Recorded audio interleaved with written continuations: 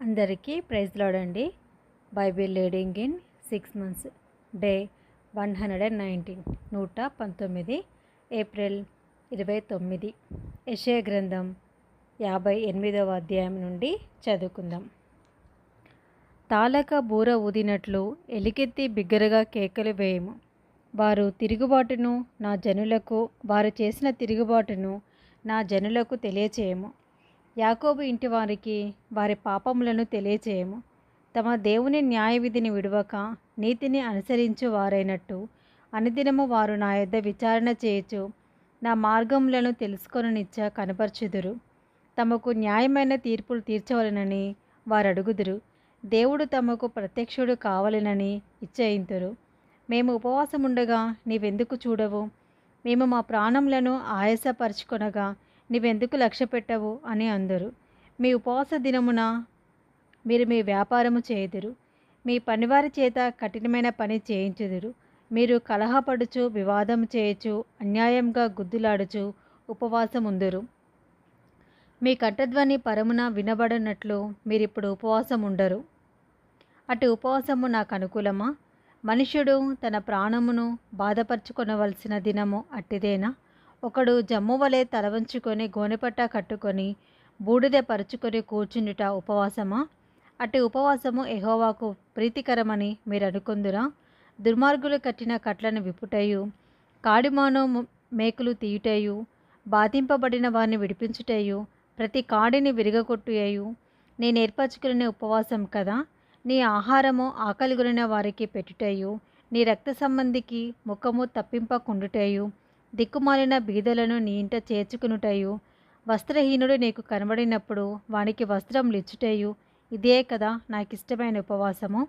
అలాగన నీవు చేసినడలా నీ వెలుగు వేకువ చుక్క వలె ఉదయించును. స్వస్థత నీకు శీఘ్రముగా లభించును. నీ నీతి నీ ముందర నడుచును.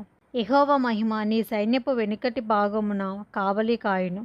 అప్పుడు నీవు పిలువగా యెహోవా ఉత్తరమిచ్చును. నీవు మొరపెట్టగా ఆయన నేనున్నానను. ఇతరులను బాధించుటయు వ్రేలు పెట్టి చూపి తిరస్కరించుటయు చెడ్డదానిని బట్టి మాట్లాడుటయు నీవు మాని ఆశించిన దానిని ఆకలిగొనిన వానికిచ్చి శ్రమపడిన వానిని తృప్తి పరచని ఎడల చీకటిలో నీ వెలుగు ప్రకాశించును. అంధకారము నీకు మధ్యాహ్నం వలె ఉండును. యెహోవా నిన్ను నిత్యము నడిపించును. క్షామకాలమున ఆయన నిన్ను తృప్తిపరిచి నీ ఎముకలను బలపరచును. నీవు నీరు కట్టిన తోటవలెను ఎప్పుడునూ ఉబుకుచుండు నీటి ఊటవలెను ఉండెదవు.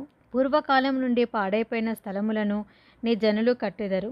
అనేక తరముల కిందట పాడైపోయిన పునాదులను నీవు మరలా కట్టెదవు. విరుగబడిన దానిని బాగుచేయి వాడవనియు దేశంలో నివసించినట్లుగా త్రోవలు సిద్ధపరచు వాడవనియు నీకు పేరు పెట్టబడును. నా విశ్రాంతి దినమున వ్యాపారం చేయకుండా నాకు ప్రతిష్ఠితమైన దినమని నీవు ఊరకుండినెడల విశ్రాంతి దినము మనోహరమైనదయు యెహోవాకు ప్రతిష్ఠిత దినమనియు ఘనమైనదనియు అనుకొని దాన్ని ఘనముగా ఆచరించినడల నీకిష్టమైన పనులు చేయకయు వ్యాపారం చేయకయు లోకవార్తలు చెప్పుకొనుకై ఉండినడల నీవు యెహోవా యందు ఆనందించెదవు. దేశము యొక్క ఉన్నత స్థలముల మీద నేను నిన్ను ఎక్కించెదను. నీ తండ్రి అయిన యాకోబు స్వాస్యమును నీ అనుభవంలో ఉంచెదను. యెహోవా సెలవిచ్చిన వాక్కు ఇదే. యెషయా గ్రంథం 59వ అధ్యాయము. రక్షింపనేరక ఉండినట్లు యెహోవా హస్తం కురుచకాలేదు. విననేరక ఉండినట్లు ఆయన చెవులు మందము కాలేదు.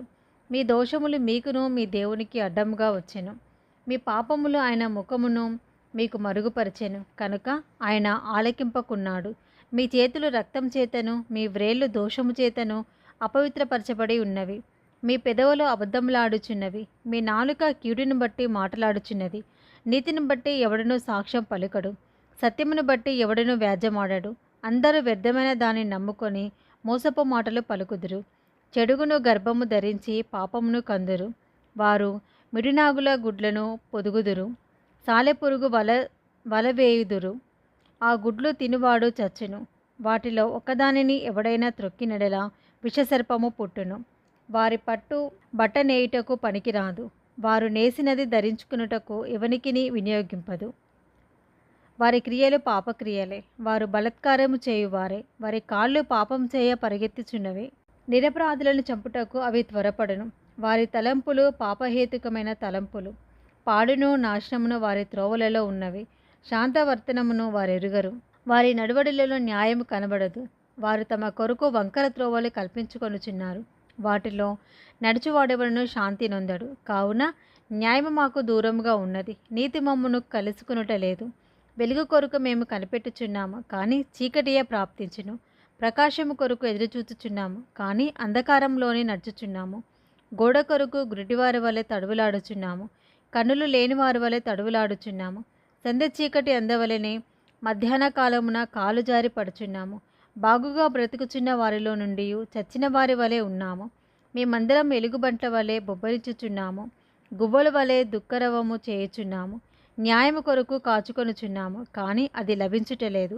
రక్షణ కొరకు కాచుకొనుచున్నాము, కానీ అది మాకు దూరముగా ఉన్నది. మేము చేసిన తిరుగుబాటు క్రియలు నీ ఎదుట విస్తరించి ఉన్నవి. మా పాపములు మా మీద సాక్ష్యము పలుకుచున్నవి. మా తిరుగుబాటు క్రియలు మాకు కనబడుచున్నవి. మా దోషములు మాకు తెలిసే ఉన్నవి. తిరుగుబాటు చేయుటయు, యెహోవాను విసర్జించుటయు, మా దేవుని వెంబడింపక వెనుక తీయుటయు, బాధాకరమైన మాటలు, విధికి వ్యతిరేక్తమైన మాటలు వంచుటయు, హృదయమున యోచించుకొని అసత్యపు మాటలు పలుకుటయు, ఇవే మా వలన జరుగుచున్నవి. న్యాయమునకు ఆటంకము కలుగుచున్నది, నీతి దూరమున నిల్చుచున్నది. సత్యము సంత వీధిలో పడి ఉన్నది, ధర్మము లోపల ప్రవేశింపనేరదు. సత్యము లేకపోయెను, చెడుతనము విసర్జించువాడు దోషపడుచున్నాడు. న్యాయము జరగకపోవుట యెహోవా చూచెను, అది ఆయన దృష్టికి ప్రతికూలమై ఉండెను. సంరక్షకుడు లేకపోవుట ఆయన చూచెను, మధ్యవర్తి లేకుండుట చూచి ఆశ్చర్యపడెను. కాబట్టి ఆయన బాహువు ఆయనకు సహాయము చేసెను, ఆయన నీతియే ఆయనకు ఆధారమాయెను. నీతిని కవచముగా ఆయన ధరించుకొనెను, రక్షణను తల మీద శిరస్త్రాణముగా ధరించుకొనెను. ప్రతిదండనను వస్త్రముగా వేసుకొనెను, ఆసక్తిని పైవస్త్రముగా ధరించుకొనెను. వారి క్రియలను బట్టి ఆయన ప్రతిదండన చేయును. తన శత్రువులకు రౌద్రము చూపును, తన విరోధులకు ప్రతీకారము చేయును, ద్వీపస్థులకు ప్రతీకారము చేయును. పడమటి దిక్కునున్న వారు యెహోవా నామమునకు భయపడదురు. సూర్యోదయ దిక్కునున్న వారు ఆయన మహిమకు భయపడదురు. యెహోవా పుట్టించు గాలికి కొట్టుకొని పోవు ప్రవాహ జలము వలె ఆయన వచ్చును. సియోను నొద్దకును యాకోబులో తిరుగుబాటు చేయుట మాని మల్లుకొనిన వారి యుద్ధకును విమోచకుడు వచ్చును. ఇదే యెహోవా వాక్కు. నేను వారితో చేయు నిబంధన ఇది. నీ మీదనున్న నా ఆత్మయు, నీ నోట నుంచిన మాటలను, నీ నోట నుండియు, నీ పిల్లల నోట నుండియు, నీ పిల్లల పిల్లల నోట నుండియు ఈ కాలమును మొదలుకొని ఎల్లప్పుడూ తొలగిపోవు అని యెహోవా సెలవిచ్చుచున్నాడు. యెషయా గ్రంథం 60వ అధ్యాయము. నీకు వెలిగి వచ్చి ఉన్నది, లెమ్ము తేజరిల్లుము. యెహోవా మహిమ నీ మీద ఉదయించెను. చూడుము, భూమిని చీకటి కమ్ముచున్నది, కటిక చీకటి జనములను కమ్ముచున్నది. యెహోవా నీ మీద ఉదయించుచున్నాడు, ఆయన మహిమ నీ మీద కనబడుచున్నది. జనములు నీ వెలుగునకు వచ్చెదరు, రాజులు నీ ఉదయకాంతికి వచ్చెదరు. కన్నులెత్తి చుట్టూ చూడుము, వీరందరూ కూడుకొని నీ యొద్దకు వచ్చుచున్నారు. నీ కుమారులు దూరం నుండి వచ్చుచున్నారు, నీ కుమార్తెలు చంకరెత్తబడి వచ్చుచున్నారు. నీవు చూచి ప్రకాశింతువు, నీ గుండె కొట్టుకొనుచు ఉప్పొంగును. సముద్ర వ్యాపారము నీ వైపు త్రిప్పబడెను, జనముల ఐశ్వర్యము నీ యుద్ధకు వచ్చెను. ఒంటెల సమూహము మిద్యాను ఎయిఫాల లేత ఒంటెలను నీ దేశము మీద వ్యాపించును. వారందరూ షేబా నుండి వచ్చిదరు, బంగారమును ధూపద్రవ్యమును తీసుకొని వచ్చిదరు. యెహోవా స్తోత్రములను ప్రకటించెదరు. నీ కొరకు కేదారు గొర్రెల మందలను కూడుకొనును. నెబాయోతు పొట్టేళ్ళు నీ పరిచర్యకు ఉపయోగములగును. అవి నా బలిపీఠము మీద అంగీకారములగును. నా శృంగార మందిరమును నేను శృంగారించెదను. మేఘము వలెను ఎగయు గువ్వల వలెను గూళ్లకు ఎగసివచ్చు వీరెవరు? నీ దేవుడైన యెహోవా నామమును బట్టి ఆయన నిన్ను శృంగారించినందున, ఇశ్రాయేలు పరిశుద్ధ దేవుని నామమును బట్టి దూరం నుండి నీ కుమారులను తమ వెండి బంగారములను తీసుకొని వచ్చుటకు దీపములు నా కొరకు కనిపెట్టుకొనిచున్నవి. తర్షీషు ఓడలు మొదట వచ్చుచున్నవి. అన్యులు నీ ప్రాకారములను కట్టుదురు, వారి రాజులు నీకు ఉపచారం చేయుదురు. ఎలయనగా నేను కోపపడి నిన్ను కొట్టి తిని, కానీ కటాక్షించి నీ మీద జాలిపడుచున్నాను. నీ యొద్దకు జనముల భాగ్యము తేబడినట్లు, వారి రాజులు జయోత్సవంతో రప్పింపబడినట్లు నీ ద్వారములు రాత్రింబవళ్ళు వేయబడక నిత్యము తెరవబడి ఉండును. నిన్ను సేవింపనోలని జననమైనను రాజ్యమైనను నిలువదు. అట్టి జనములు నిర్మూలం చేయబడును. నా పరిశుద్ధాలయపు అలంకారము నిమిత్తమై లెబానోను శ్రేష్టమైన దేవదారు వృక్షములను, సరళ వృక్షములను, గొంజి చెట్లను నీ యొద్దకు తేబడును. నేను నా పాదస్థలములను మహిమపరచెదను. నిన్ను బాధించిన వారి సంతానపు వారు నీ ఎదుటకి వచ్చి సాగిలపడెదరు. నిన్ను తృణీకరించిన వారందరూ వచ్చి నీ పాదముల మీద పడెదరు. యెహోవా పట్టణమనియు, ఇశ్రాయేలు పరిశుద్ధ దేవుని సియోననియు నీకు పేరు పెట్టెదరు. నిన్ను విసర్జింపబడుటను బట్టియు, ద్వేషింపబడుటను బట్టియు ఎవడనూ నీ మార్గమున దాటిపోవుట లేదు. నిన్ను శాశ్వత శోభాతిశయముగాను, బహుతరములకు సంతోష కారణంగాను చేసేదను. యెహోవానగు నేను నీ రక్షకుడుననియు, బహు పరాక్రమం గల యాకోబు దేవుడనగు నీ విమోచకుడుననియు నీకు తెలియబడినట్లు నీ జనముల పాలు కుడిచి రాజుల చంటి పాలు త్రాగిదవు. నేను ఇత్తడికి ప్రతిగా బంగారంను తెచ్చుచున్నాను, ఇనుమునకు ప్రతిగా వెండిని, కర్రకు ప్రతిగా ఇత్తడిని, రాళ్లకు ప్రతిగా ఇనుమును తెచ్చుచున్నాను. సమాధానమును నీకధికారులుగాను, నీతిని నీకు విచారణకర్తలుగాను నియమించుచున్నాను. ఇకను నీ దేశమున బలత్కారమన్న మాట వినబడదు. నీ సరిహద్దులలో పాడు అన్న మాట గాని, నాశనం అన్న మాట గాని వినబడదు. రక్షణయే నీకు ప్రాకారములనియు, ప్రఖ్యాతియే నీకు నీ గుమ్మములనియు నీవు చెప్పుకుందువు. ఇక మీదట పగలు సూర్యుని ప్రకాశము నీకు వెలుగుగా ఉండదు. నీకు వెలిగించుటకై చంద్రుడు ఇకను ప్రకాశింపడు. యెహోవాయే నీకు నిత్యమైన వెలుగవును. నీ దేవుడు నీకు భూషణముగా ఉండును. నీ సూర్యుడికను అస్తమింపడు, నీ చంద్రుడు క్షీణింపడు. యెహోవాయే నీకు నిత్యమైన వెలుగుగా ఉండును. నీ దుఃఖదినములు సమాప్తములగును. నీ జనులందరూ నీతిమంతులై ఉందురు. నన్ను నేను మహిమపరచుకొనినట్లు వారు నేను నాటిన కొమ్మగాను, నేను చేసిన పనిగాను ఉండి దేశమును శాశ్వతముగా స్వతంత్రించుకుందరు.